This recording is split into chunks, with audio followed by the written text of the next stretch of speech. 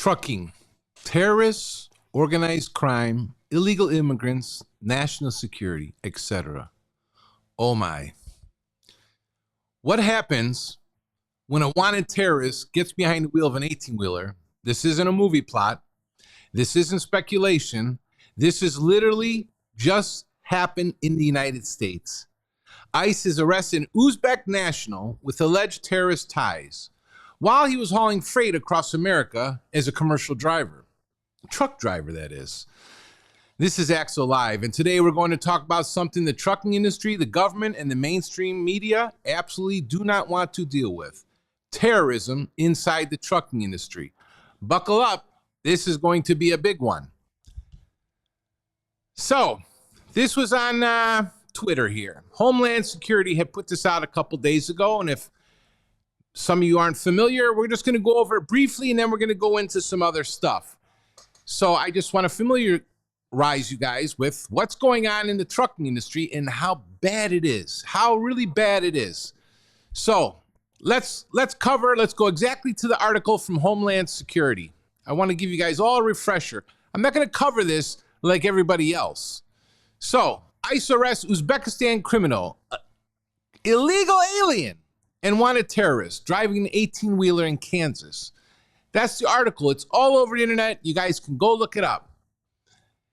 Not only was Akhor Bozorov a wanted terrorist released into the country by the Biden administration, but he was also given a commercial driver's license by Governor Shapiro's Pennsylvania. This should go without saying, but terrorists, illegal aliens, should not be operating 18-wheelers on America's highways, said Assistant Secretary Tricia McLaughlin. Biden and Mayorkas allowed countless terrorists to come into our country. President Trump and Secretary Noem unleashed ICE to target these national security threats. Bozorov, we're going to call him Bozo, illegally entered the United States in February 2023. He was then arrested by U.S. Border Patrol and released into American communities by the Biden administration. Bozorov, license indicated he was living in the Somerton section of far northeast Philadelphia, a suburban-feeling neighborhood at the edge of the city limits, which has recently seen an influx of Russian and Arabic residents. In Pennsylvania, non-citizens with temporary or permanent resident status can currently qualify for Penn DOT licenses.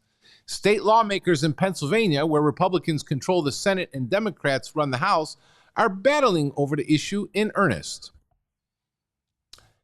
Penn DOT Secretary Mike Carroll stated in 2024 he supported such a move toward undocumented immigrants receiving licenses with proper safeguards in place.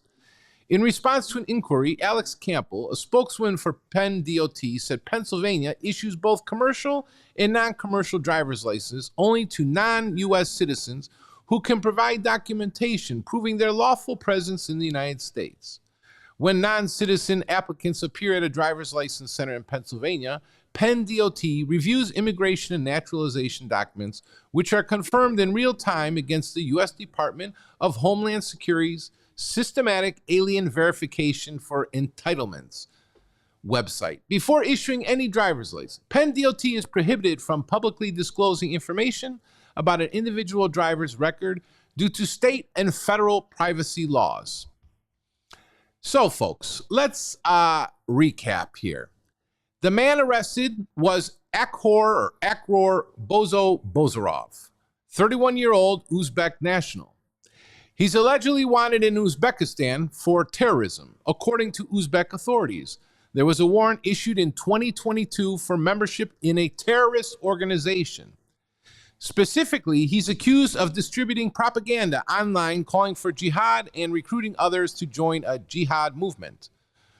Bozorov entered the U.S. illegally in February 2023.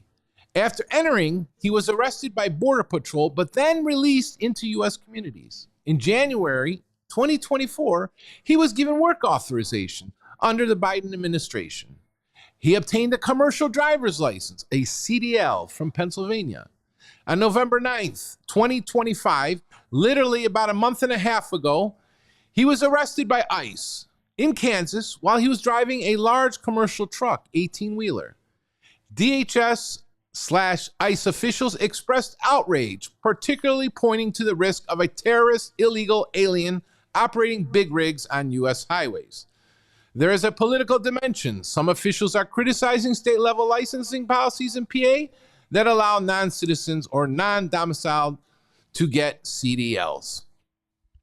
Folks, this is his license. Now, some people have brought it up. Some people have, I'm so confused, and I don't know how in the year of 2025, how the country that's supposed to be the greatest country, supposedly, in this world, how the heck, not only is this a commercial driver's license issued to an illegal immigrant to drive an 18-wheeler, but if you look in the top corner over there, this is a real ID. Yes, it's a real ID. It has the star.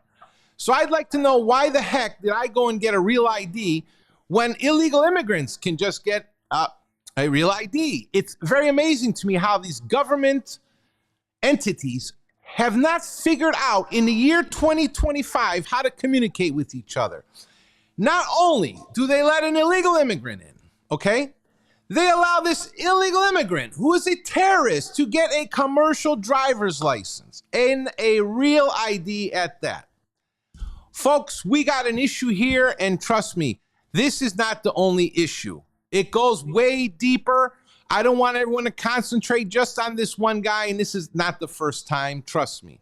So, man, I just don't know. Let's just get into this story, okay? So, the bigger problem, this isn't an isolated case. This is the part where most news outlets stop talking. But this is where Axel Live begins. Because this man isn't the actual story. He's the symptom. The real story is this: the trucking industry is wide open for infiltration by anyone, terrorists, criminals, fraud rings, foreign actors, whoever wants in. Excuse me. The vetting is weak. The oversight is almost non-existent. State issue CDLs with minimal background checks, and the federal government has no unified system to screen for foreign warrants, foreign crimes, or extremist ties. And here's the truth nobody wants to say out loud. It's not hard at all for someone with bad intentions to become a truck driver in America. So, the real national security risks in trucking. Let's break this down. Trucks are critical infrastructure. They move military equipment, hazmat loads, fuel, food, pharmaceuticals, consumer goods. Everything this country relies on, trucks carry it. If someone with extremist motives wants mobility, cover, cash flow, and access across all 50 states, a commercial truck driving job is one of the best disguises they can possibly have. Trucking gives nationwide travel, minimal oversight, high cargo access, financial flexibility, ability to blend in, access to sensitive facilities.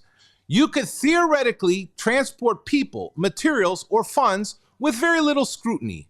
This is a national security hole big enough to drive a semi-truck through. So, let's cover the money flowing overseas in international networks. Let's talk about the money. Because beyond the drivers themselves, there's a much larger issue the government refuses to look at. U.S. trucking money is flowing overseas every single day. That includes dispatch centers overseas, money transfers, foreign-owned U.S. trucking companies, workers without clear immigration status, laundering through logistics networks, international shell companies running U.S. fleets, suspicious clusters of addresses and P.O. boxes, U.S. trucks tied to foreign bank accounts. And when I say I've been researching these people, you've watched me do it on this channel. The phone numbers, the addresses, the owners, the overseas operations, the money trails, the patterns. And when you zoom out, you realize the problem is much bigger than one Uzbek driver.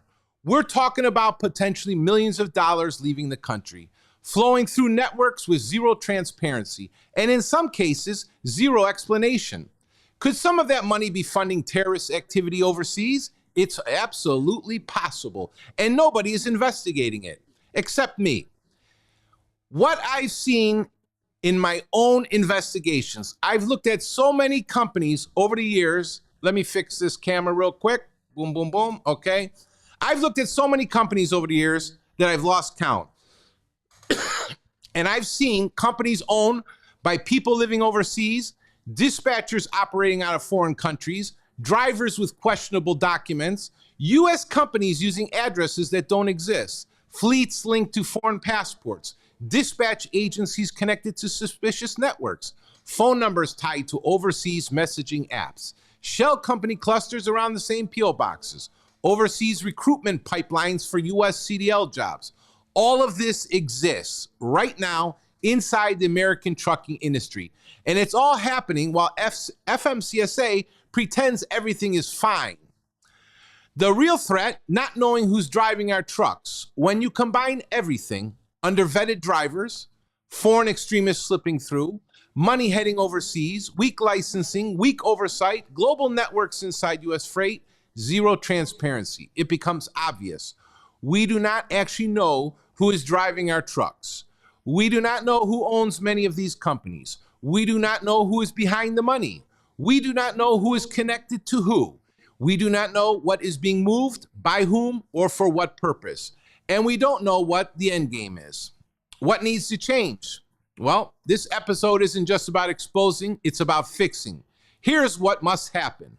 We need real vetting for CDL applicants, federal background checks for all commercial drivers, oversight on foreign-tied trucking operations, investigations into overseas money flows, transparency from FMCSA and DHS, accountability for how these licenses get issued, public awareness so this can't be ignored. This isn't political. This isn't left or right. This is national security, folks. When a wanted terror suspect can get a CDL, drive across America for nearly a year, and nobody notices, that's a failure at every level of government. This story, the Uzbek driver, is the spark, but the fire was already burning. And today on Axel Live, we've pulled back the curtain on what's really happening behind the scenes in the trucking industry.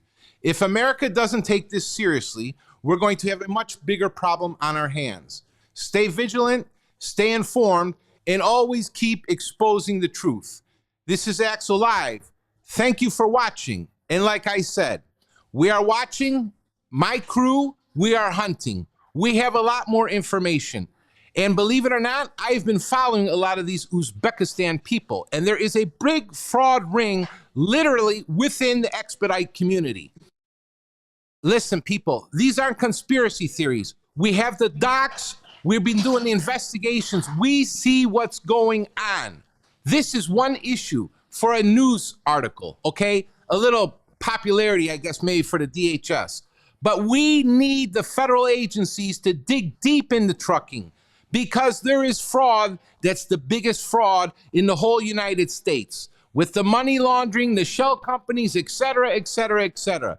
So I hope you enjoyed this show. But this stuff, it's gone on way too long. I've said it over and over. So I'm Axel Live. You guys, you need help? You need a consultation? You need to inform me of something. You're not getting paid on your loads. Drop it to Axel Live because I'm the only loudmouth on YouTube exposing all this nonsense. Okay? I can't be bought. I cannot be bought. So this is Axel Live. I hope you enjoyed the show. Like, share, and subscribe. And I'll catch you guys on the next one. Adios.